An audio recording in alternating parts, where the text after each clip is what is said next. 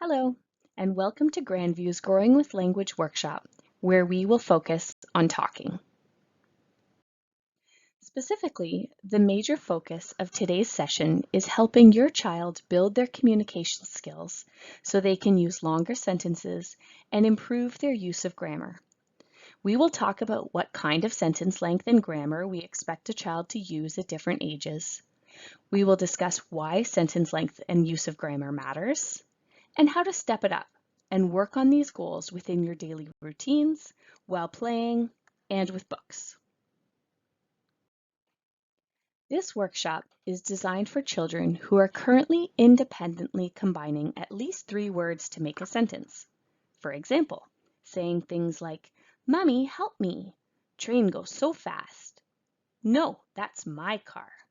"Look, Daddy, him going to the zoo." This is also for children who have developed some foundational social skills. This means that your child is interested and motivated to use words to express their needs and wants, and can have basic back and forth conversation. For example, your child might say, "Mommy, need help fix." You might respond with, "Fix what?" And they might reply, "Mommy, fix the track." That would be at least 3 conversational turns and shows a child who has some foundational turn-taking skills developed. I'd like to start by highlighting how important you are in your child's developmental journey. Children learn best through relationships with the important people in their lives. As a parent, you are your child's best teacher because you know your children better than anyone else. You are in the best position to help him or her learn how to communicate. We know that children learn best through their most important relationships with their parents and caregivers. You are your child's best teacher. You know them best and you spend the most time with them. This means you can have the biggest impact on your child's learning and development. Our goal today is to help you feel confident and comfortable using strategies to support their language development. Remember, there are a lot of skills your child needs to master to become a strong and confident communicator. They need to have both a strong understanding of language and be a strong user of language.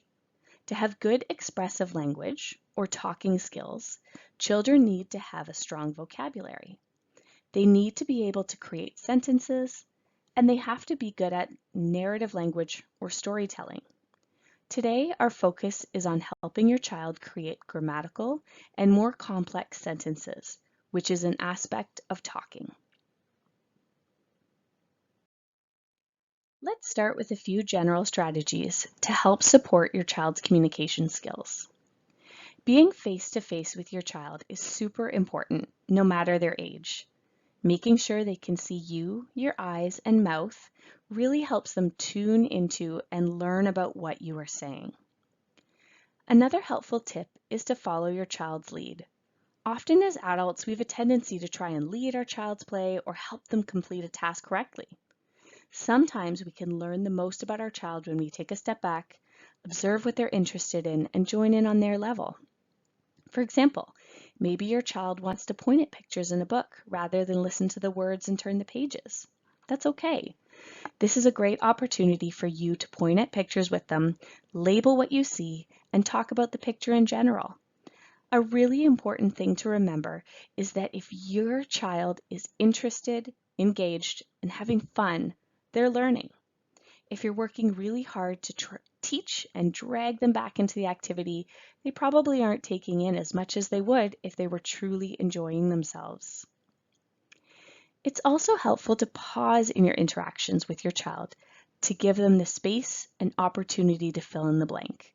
When we wait and listen to our children, they often teach us something new about themselves, their interests, and their abilities. Though it may be tempting to fill the silence with our own comments and questions, sometimes giving our kids the time to process and space to offer something new can be really helpful. In the last example with the book, try counting to 5 in your head before offering up a comment or question. See what your child notices first and what they might want to talk about. Another helpful tip is trying to keep the talking turns equal between you and your child. Like any good conversation partner, we don't want to control the conversation and not leave any room for our child to participate. By using our last strategy of waiting and listening, we can make space for our children to take their own conversational turns and ask their own questions. On the topic of questions, we know that when we use too many testing questions, it can actually have the opposite effect on our kids than what we're hoping for. Instead, try commenting. This encourages children to respond, stay in the conversation longer, and releases some of the pressure that can accompany testing questions. Think, instead of saying, "What do you see?" Try, "Wow, I see a bird." Instead of saying, "Is this a triangle?" Try, "I found a triangle." Instead of, "Where's the shark?" Try, "The huge shark is swimming in the ocean." Modeling the language you'd like them to use in the appropriate context can be super helpful for our kids. Here are a few more examples of how we can use comments over questions. Phrases like, "I wonder," "We could try," or "I see," really create space for our children to jump in and join the interaction. You'll notice that we do still have questions on our slide, and that's okay. Remember, questions aren't bad, they're just best when used in moderation. Notice that our question examples on the slide are open rather than closed-ended questions. Yes/no questions or testing WH questions like, "What is it?" or "How many are there?" often result in short interactions, while open-ended questions like, "What comes next?" or "What do you think?" can encourage an interaction to last longer and provide more opportunity to practice talking. Let's get into some milestones and more specific strategies. Here are some grammar milestones that we will go through to help you understand what type of grammar we expect to hear at different ages. Remember, it's okay if your child is not yet meeting these milestones. Your job is to keep in mind which type of grammar we would expect to see earlier and which grammar doesn't come in until later, so you know what to focus on. Please keep in mind these are grammar milestones for English, so you may need to consider the milestone in your child's first language. Around 2.5 years of age, we start to see kids using ing, like the ending we hear on running or jumping. Early prepositions or location words like in and on start to emerge, as well as the early pronouns. Those are words like me, my, mine, you, and I. Lots of kids can get into the habit of overusing me and saying things like, "Me want a cookie," or "me going upstairs." So it can be helpful to start modeling the word I a lot to talk about yourself. For example, "I can help" instead of "Mummy can help," or "I love Thomas" instead of "Mummy loves Thomas." Children also start to use plural S like cats and shoes to talk about more than one thing at a time. Around 3 years of age, children might start using possessive S to start saying things like "Mummy's shoes" and "Daddy's socks." The words is and are start to appear in sentences like "Grandma is on the phone" or "We are happy." At 3.5, children often start using more complicated pronouns like he, she, they, and his, hers. We know that these pronouns can be pretty tricky for a lot of kids. They also start using the words is and are with another action word to say things like "the boy is jumping" or "they are falling." In regards to pronouns, we recognize that some may prefer to use gender-neutral pronouns. In this case, you may consider working on use of they and them pronouns. Another strategy might be to show gender-neutral pictures and start by telling your child, "This is Sam. Sam's words are he and him. Let's practice talking about Sam. He is going to school today." By 4 years of age, children start to use different tenses to talk about things that happened in the past. This usually comes in using the past tense ed. For example, she baked cookies or he climbed up the slide. They might also start using the present tense. The boy reads, the bird flies, and then the more advanced pronouns like their or theirs, ours, and his develop. By 4.5, children should be using irregular past tense. For example, ate, went, ran, sat. They start to talk about things happening in the future by saying he will eat, she will go. They start to remove the is word to instead say things like the boy's jumping, and use later prepositions or location words like behind, in front, beside, and between. By 4 to 4.5 years of age, we want children speaking in mostly grammatically correct sentences. Let's talk about sentence length. How long do we want their sentences to be? By age 3, we want children frequently combining 3 to 4 words and being able to combine up to 5 words. That should sound like, Mummy, come here, Chase runs so fast, or I gonna go down the slide. As we discussed in the past slides, they should be using some early grammar at this point. Their vocabulary should amazingly be over 1,000 words by this time. As a reminder, if your child seems to be really struggling to put together longer sentences, it may be a result of not having enough vocabulary. In addition to the tips we discussed today about increasing sentence length, you might also consider watching our workshop on vocabulary.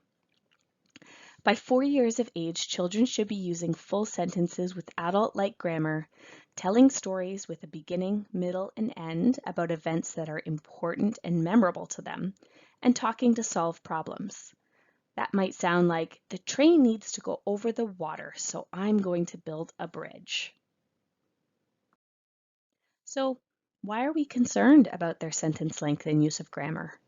When a child uses longer sentences with appropriate grammar, that enables the child to more clearly communicate their message, which can prevent communication breakdowns and frustration. It also increases their understanding of sentences and instructions they hear. There are parts of grammar that can be important for children to fully understand. For example, think of a story that says, John and Mary are playing at the park, but his mom told him he has to go home. If a child doesn't have a full understanding of pronouns, this will be really difficult for them to understand who has to go home and who might be feeling sad. Similarly, a good understanding of grammar can help children understand classroom instructions, such as get your workbook and put it in the bin. It also builds important skills that form a foundation for storytelling, reading, and writing. Appropriate use of grammar and sentences are precursors for many academic skills at school. Let's talk about strategies to build your child's sentence length and use of grammar. How can we help our children use the appropriate grammar? One strategy we're going to discuss is called expanding. Essentially, you are going to expand or add onto what your child says. One way to do this is to imitate or copy your child's message and add the appropriate grammar. If your child says him tired, you can say, yes, he is tired. While doing this, you can emphasize the grammar that you want them to focus on. If your child says boy walking, you can say, yeah, the boy is walking. If your child says duck, you could say, wow, ducks. Lastly, you can link to what they already know.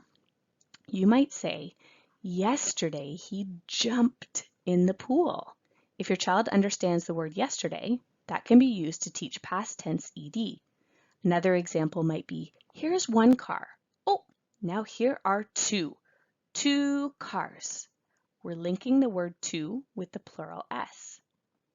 Notice, we are modeling and not correcting. As an example, if your child says, him fell down, try not to correct by saying, no, you need to say he, not him. It's he fell down. This breaks the interaction and can be frustrating for your child because their message was not acknowledged. Instead, you could say, wow, no kidding. he fell down. Maybe that hurt when he fell down. This makes them feel heard while also modeling and emphasizing the appropriate grammar. Sometimes it may be appropriate to get your child to correct themselves. To do this, you can acknowledge their message and then ask for a correction. For example, saying, "Wow, he fell down. Let's remember to use your he word. Can you try that again?" Think, when is it okay to correct and when should you just model? If your child is excited and telling a story to a bunch of people, this might not be a good time to correct. One-on-one play or reading a book together might be a better time to ask them to try the sentence correctly. Here are a few more examples of expanding language.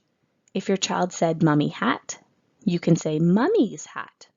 He running can be expanded to he is running, and her has a new bike can be expanded to she has a new bike. Helping children use the pronoun I can be a little bit tricky. We often hear kids saying things like, "Me want to go to the park." Remember to model I throughout the day. Instead of saying, "Mommy's going to help you," or "Daddy loves you," model, "I'm going to help you," or "I love you." Next, model language from their perspective if they make an error. If your child says, "Me want Cheerios," you can say, "I want Cheerios." It may be helpful to point at them while you model this so they understand that you're speaking from their point of view. To avoid overwhelming your child, it might be helpful to pick one piece of grammar to focus on at a time. Remember, model this throughout the day and expand on your child's utterance as opportunities come up. You may also choose 5 to 10 minutes a day where you explicitly model and practice a specific grammatical structure at home. We have some home practice handouts that can help give specific ideas on how to work on different types of grammar during daily routines, play, and book sharing. If your child is using simple sentences, we want to help them use more complex sentences. Instead of just saying, "The cat is eating," we want them to use more complex sentences that might contain descriptive language or information about location.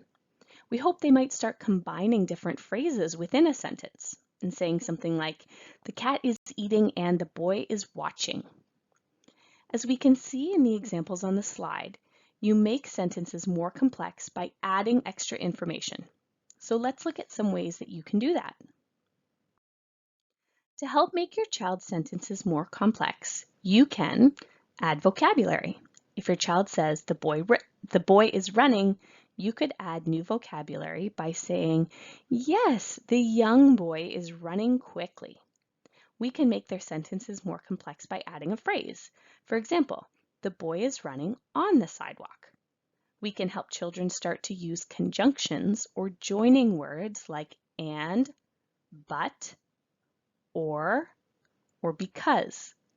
We could say, "The boy is running, but he will be late for school," or "The boy is running and he might fall."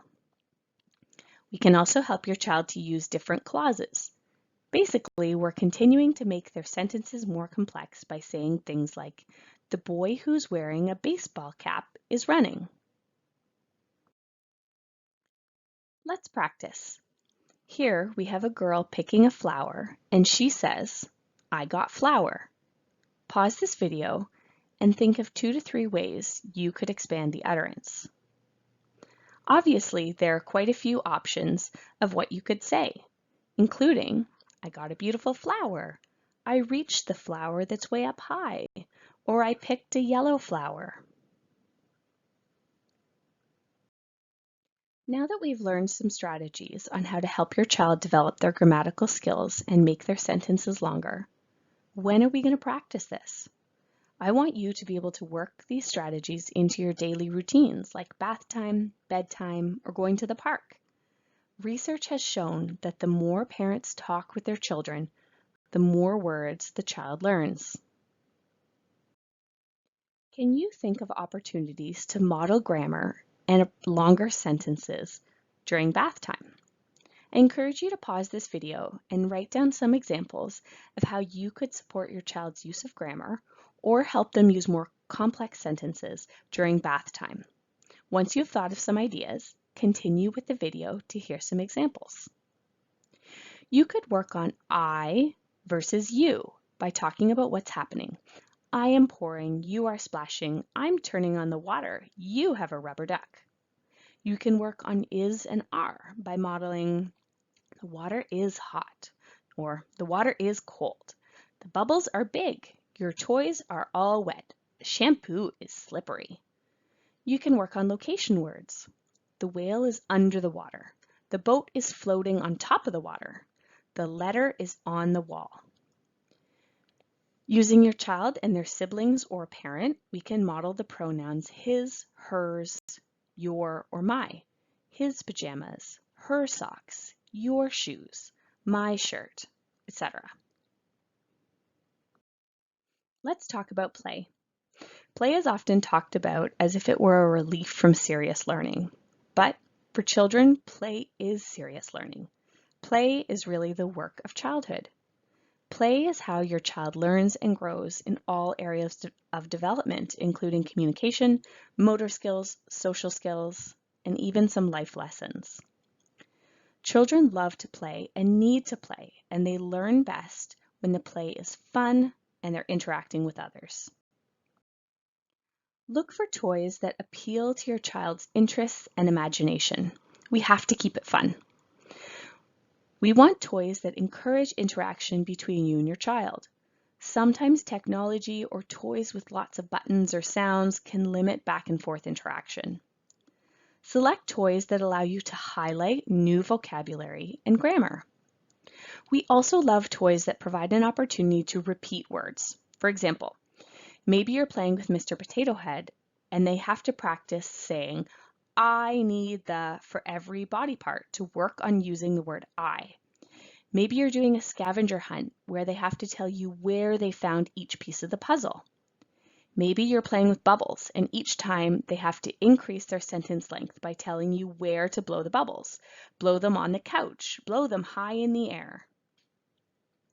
Let your child choose the toy as they're more likely to stay in the interaction and play longer if they are motivated by what they're playing with. Please see the handout for more ideas on how to work on these goals with a variety of toys. Then, be creative. Think of how you might use your child's favorite toys to work on their language goals. Here's a video of an interaction between a mother and her daughter playing laundry. While you're watching, please look for the language structures that she is modeling. Hi. What do you have there? Look at all that dirty laundry. Where are you going to put it? In the washing machine. Oh, put it all in.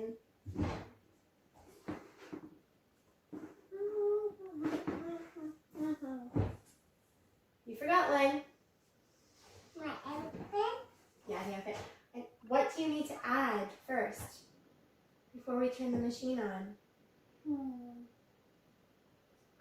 Outfit? You added your outfit. What do we have to pour in to clean the clothing?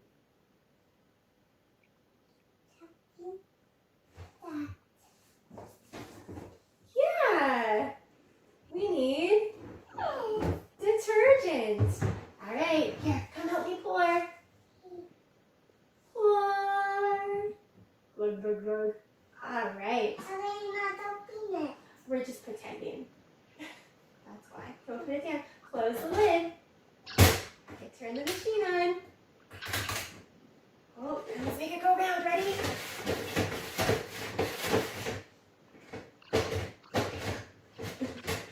I think it's done. Let's do one more time. Okay, take all the clothing out. Is it dry or wet? Wet. Oh, it's soaking wet. We need to put it in the dryer. In the dryer. This dryer here.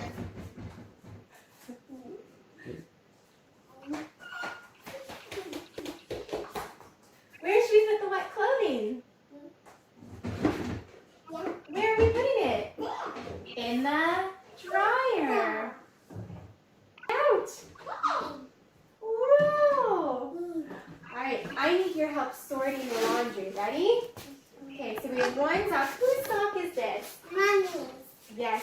sock. Whose sleeper is this? Mine. That's your sleeper, or is it the baby's sleeper? It's the baby's sleeper. Whose sock is this? Daddy's. Daddy's sock. Whose pants are these? Mine. Do they fit you? No, fit my baby. Oh, so they're the baby's pants. And we have another sock that belongs to one, two. Two what? We have two socks for Dad. Two socks for Daddy. Mommy sock. Thank you. This mother was able to model prepositions or location words, for example, in and out. She modeled I and mine. She modeled possessives, for example, daddy's sock, and plural, for example, two socks. She also modeled concept words like wet and dry. If we wanted to change one thing about the video, we might put a little bit more focus on modeling and not asking so many questions, but we can see that this is a great example of a fun, engaging play activity to help expand language. Book sharing provides opportunities for your children to hear new phrasing, longer sentences, and different ways of telling a story or expressing an idea. Recent studies have shown that book reading activities encourage parents to model vocabulary and language that they may not naturally use in conversational speech. When selecting books, we want to choose books with colorful and appealing illustrations that will interest your child and encourage them to talk about the pictures on the pages. They should appeal to your child's interests so they are motivated to participate. Books with repetitive themes will allow multiple exposures to grammar you might be trying to teach. For example, Brown Bear can be a great way to teach you and I, as every page says, Brown Bear, what do you see? I see a red bird looking at me. The Very Hungry Caterpillar can help with the word he, as it says he was still hungry, and he ate through on every page. Please see the book's handout for lots more ideas like this. We like books that have predictable outcomes and books that encourage interaction and participation. This might be choosing books with flaps so your child can participate, or choosing books where your child wants to talk about the pictures. Here's a video of a book reading activity between a mother and her son. This book captures his special interest about construction videos. When you watch the video, watch for the language structures she is modeling. Also watch how the parent uses the text from the book, but also allows her child to lead the activity and participate in the conversation. Mighty, mighty construction site. Wow. Mighty, mighty construction site. Wow. Mighty, mighty construction site. Down in the big construction site. 5 trucks wait till morning light. It's time to stretch, roll out of bed, and gear up for the day ahead. They're working very hard. They are working so hard in the construction yard. And look, he's giving a big stretch with his long arms. And a teddy bear doesn't like it. No, the teddy bear looks a little bit sad. Maybe he's just yawning because he's waking up too.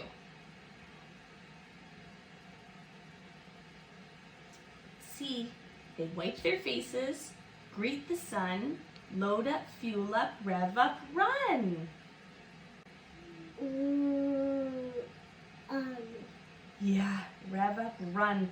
He's running. I know that because he's got smoke coming out.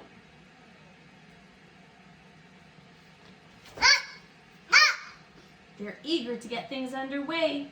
There's a brand new job to start today. He is holding the plan for the job.